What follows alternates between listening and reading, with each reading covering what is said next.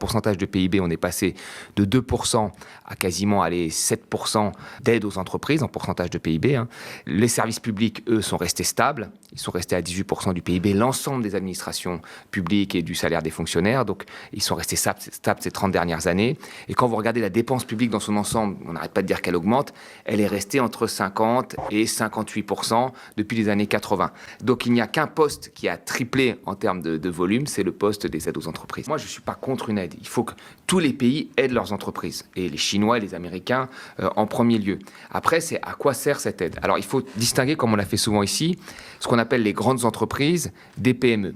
Les grandes entreprises et les entreprises de taille moyenne, c'est 50% de l'emploi en France, c'est la majorité des entreprises qui exportent, c'est les entreprises qui ont des filiales à l'étranger. Toutes ces entreprises-là, il faut être... et c'est elles qui captent en volume la plus grosse partie des aides. Les PME sont aussi aidées, mais en termes de volume, de milliards qui y vont, c'est les grandes entreprises qui captent la plus grande partie de ces milliards-là. Et c'est sur cette partie d'entreprise qu'il faut être extrêmement vigilant. Parce que c'est des entreprises qui ont, par exemple, le CAC 40, on l'a souvent dit ici, 1200 filiales dans les paradis fiscaux, donc qui font de l'optimisation fiscale, et donc qui peuvent toucher des aides chez nous, tout en délocalisant, tout en plaçant une partie de l'argent dans des paradis fiscaux, tout en donnant une partie de cet argent aux actionnaires. Et donc, il faut se concentrer vraiment sur cette partie-là. Or, c'est la partie qui est la plus opaque, en réalité.